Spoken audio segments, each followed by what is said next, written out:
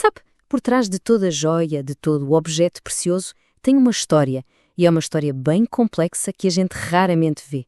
E é exatamente essa história que vamos desvendar hoje, desde quem cria o valor com as próprias mãos até os sistemas gigantescos que protegem esse valor. Ok, então para a gente começar, a nossa história começa aqui, com a voz de um lapidador de diamantes. Essa citação, que vem de uma tese acadêmica, já nos mostra uma realidade, assim, bem precária. À primeira vista, parece liberdade, né? A pessoa poder ir e vir, trocar de emprego quando quer. Mas o que isso realmente mostra é uma total falta de segurança.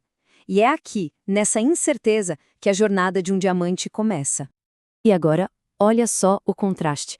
De um lado, a gente tem essa realidade do trabalhador. Do outro, esse número aí, 865 milhões de dólares. Isso foi o que o Brasil exportou em gemas e metais preciosos em um único trimestre. É uma indústria de quase $1 bilhão que se apoia, no fim das contas, num trabalho que pode ser largado de uma hora para outra. Então, vamos começar por aí, pelas mãos que criam. Vamos entender primeiro como é o trabalho que está por trás de todo esse valor, o trabalho que transforma pedras brutas em objetos que todo mundo deseja. Para entender de verdade essa indústria, a gente precisa ir direto na fonte. E a pesquisa acadêmica nos leva para lá, mas não para os escritórios, sabe? E sim para as colônias de trabalhadores, onde a vida de quem alimenta essa cadeia de valor global acontece de verdade. É aqui que a gente começa a ver o custo real por trás de tudo. E aqui a gente vê em detalhes como são essas condições de trabalho. Primeiro, o pagamento é por peça. Parece que dá autonomia, né? Mas na prática isso cria uma competição danada entre os trabalhadores, em vez de união. Aí a gerência ainda usa um sistema de apadrinhamento para criar uma lealdade com o chefe e não com o grupo.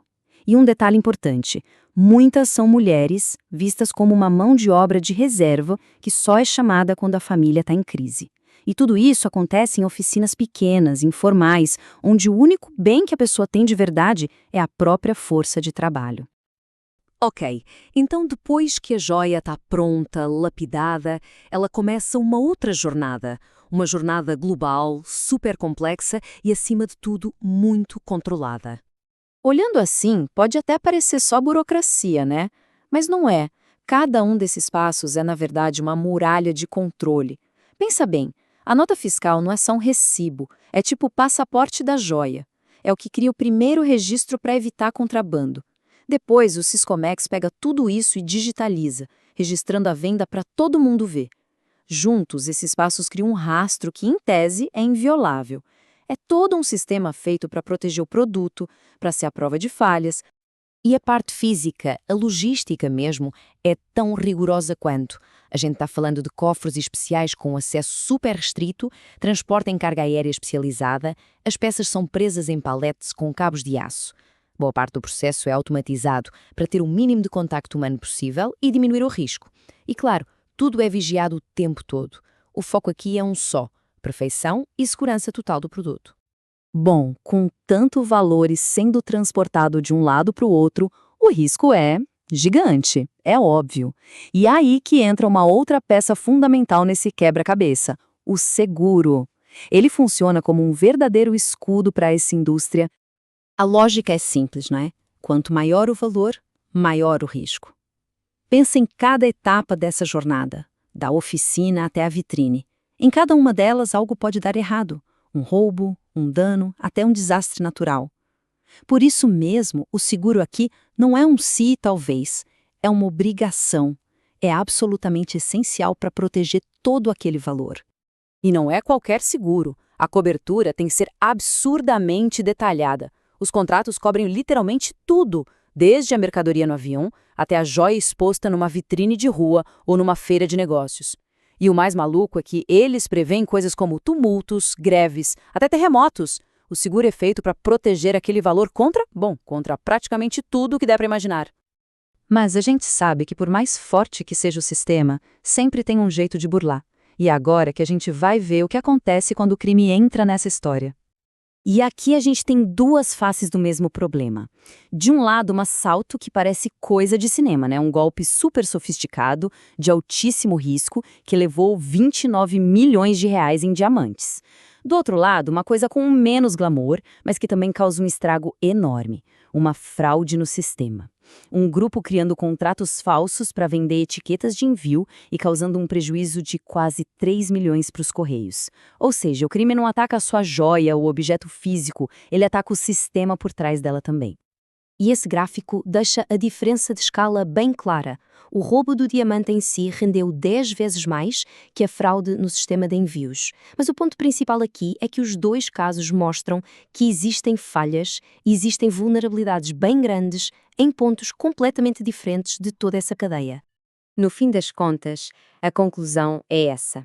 O valor altíssimo desses produtos faz com que eles sejam um alvo constante. Não tem jeito. Seja por um golpe de dentro da empresa ou uma fraude no sistema, a atração pelo dinheiro é simplesmente grande demais. E agora, para fechar, a gente volta para o começo de tudo. A gente volta para o fator humano, para a gente se perguntar: qual é o verdadeiro preço por trás de todo este brilho? Essa fala, que também vem daquela pesquisa, traz a gente de volta para a realidade física do trabalho. Enquanto o mundo está preocupado com logística, seguro, milhões de dólares, o custo para o corpo de quem está ali, criando valor, é medido em dor, em má condição de trabalho. E a pergunta no final, com quem se pode falar sobre esses problemas, é simplesmente devastadora. E os números confirmam essa situação. Olha só, de 360 trabalhadores pesquisados, mais de 2/3 são temporários. Só 1 em cada 4 tem emprego fixo. É essa falta de segurança, essa instabilidade que está na base de toda essa indústria global que, por outro lado, é tão obcecada com segurança. E aí a gente chega na questão principal, né? Foram criados sistemas super sofisticados, caríssimos, para proteger o produto. Mas e os sistemas para proteger as pessoas que fazem esses produtos? Cadê a proteção para elas? Onde é que estão as prioridades afinal? Então, a gente termina com essa reflexão. O valor de um diamante a gente mede em quilates, em dinheiro. Mas, depois de ver toda essa jornada, da oficina até a vitrine, fica claro que existem muitos outros custos que não entram nessa conta. Custos para o corpo, para a vida, para a segurança das pessoas. E a pergunta que fica no ar é essa: qual é de verdade o custo da perfeição?